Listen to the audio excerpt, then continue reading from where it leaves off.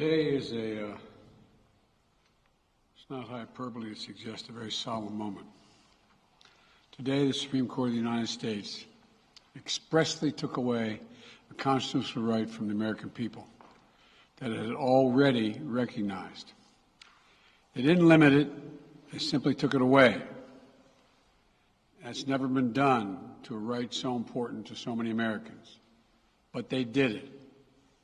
It's a sad day for the court and for the country.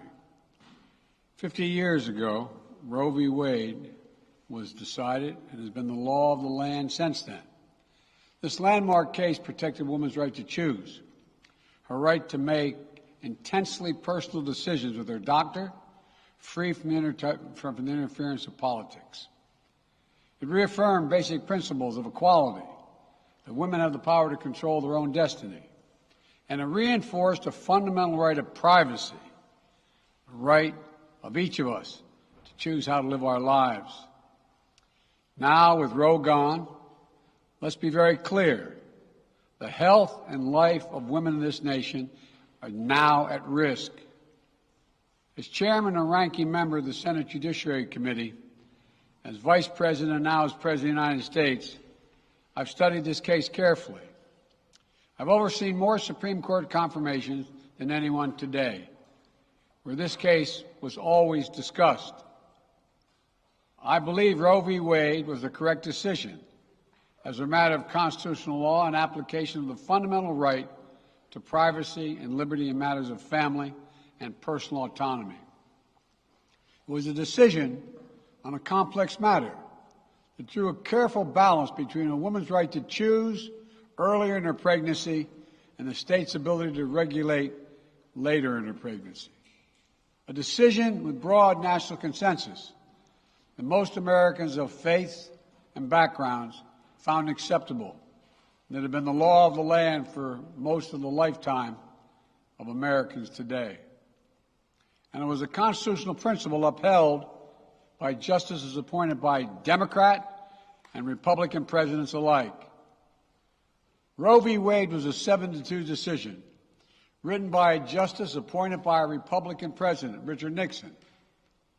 In the 5 decades that followed Roe v. Wade, justices appointed by Republican presidents from Eisenhower, Nixon, and Reagan, George W. Bush, were among the justices who voted to uphold the principles set forth in Roe v. Wade.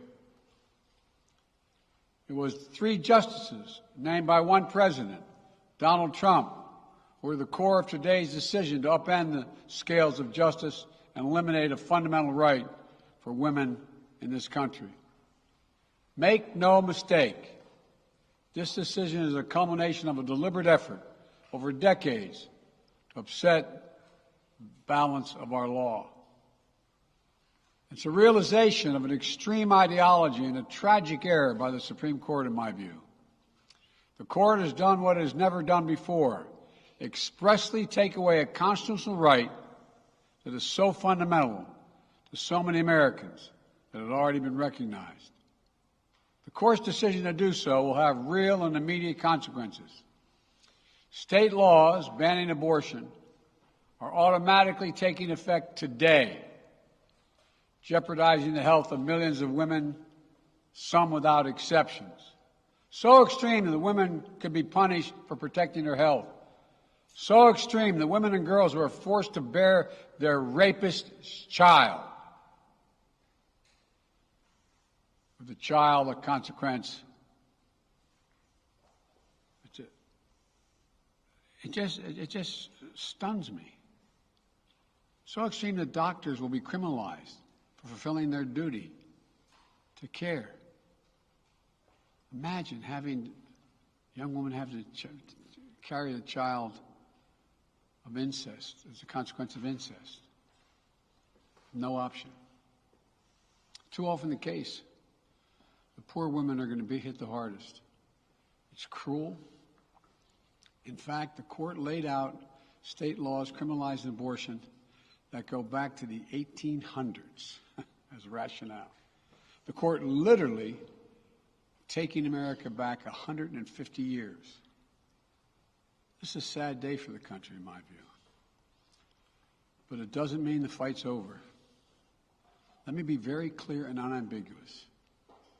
The only way we can secure a woman's right to choose, the balance that existed, is for Congress to restore the protections of Roe v. Wade as federal law. No executive action from the President can do that. And if Congress, as it appears, lacks the votes to do that now, voters need to make their voices heard. This fall, we must elect more senators and representatives who will codify women's right to choose into federal law once again. Elect more state leaders to protect this right at the local level. We need to restore the protections of Roe as law of the land. We need to elect officials who will do that. This fall, Roe is on the ballot. Personal freedoms are on the ballot. The right to privacy, liberty, equality, they're all on the ballot. Until then, I will do all of my power to protect a woman's right in states where they will face the consequences of today's decision. While the court's decision cast a dark shadow over a large swath of the land, many states in this country still recognize a woman's right to choose.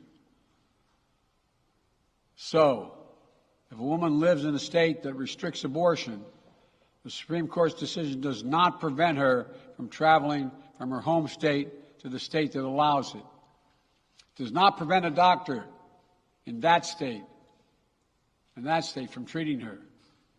As the Attorney General has made clear, women must remain free to travel safely to another state to seek care they need. My administration will defend that bedrock right. If any state or local official, high or low, tries to interfere with a woman's exercising her basic right to travel, I will do everything in my power to fight that deeply un-American attack.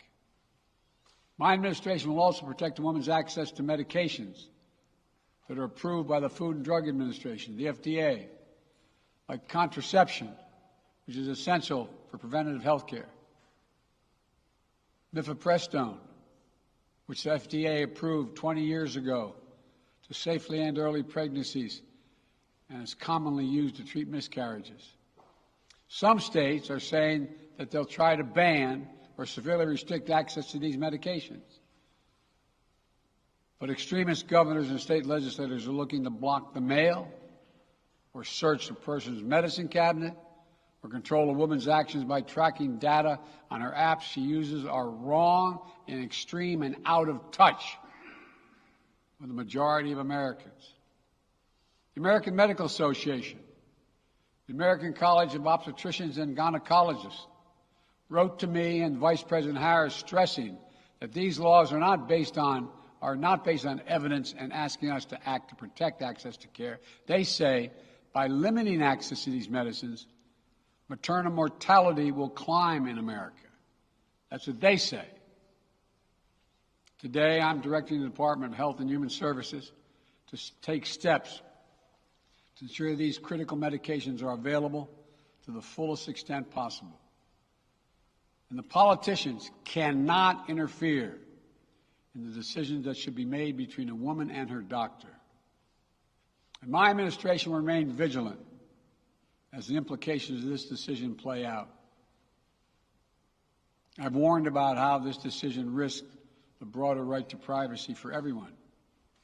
That's because Roe recognized the fundamental right to privacy that has served as a basis for so many more rights that we've come to take for granted, that are ingrained in the fabric of this country. The right to make the best decisions for your health. The right to use birth control, a married couple in the privacy of their bedroom, for God's sake. The right to marry the person you love. Justice Thomas said as much today. He explicitly called to reconsider the right of marriage equality, the right of couples to make their choices on contraception. This is the extreme and dangerous path the court is now taking us on. Let me close with 2 points. First, I call on everyone, no matter how deeply they care about this decision, to keep all protests peaceful. Peaceful, peaceful, peaceful. No intimidation. Violence is never acceptable. Threats and intimidation are not speech. We must stand against violence in any form, regardless of your rationale. Second, I know so many of us are frustrated and disillusioned that the court has taken something away that's so fundamental. I know so many women are now going to face incredibly difficult situations. I hear you. I support you. I stand with you.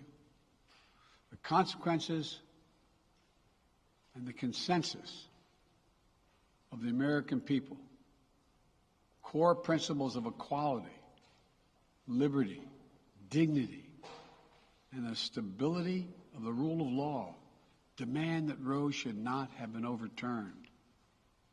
With this decision, the conservative majority of the Supreme Court shows how extreme it is, how far removed they are from the majority of this country. They've made the United States an outlier among developed nations in the world. But this decision must not be the final word. My administration will use all of its appropriate lawful powers, but Congress must act. And with your vote, you can act. You can have the final word. This is not over. Thank you very much. More to say this in weeks to come. Thank you.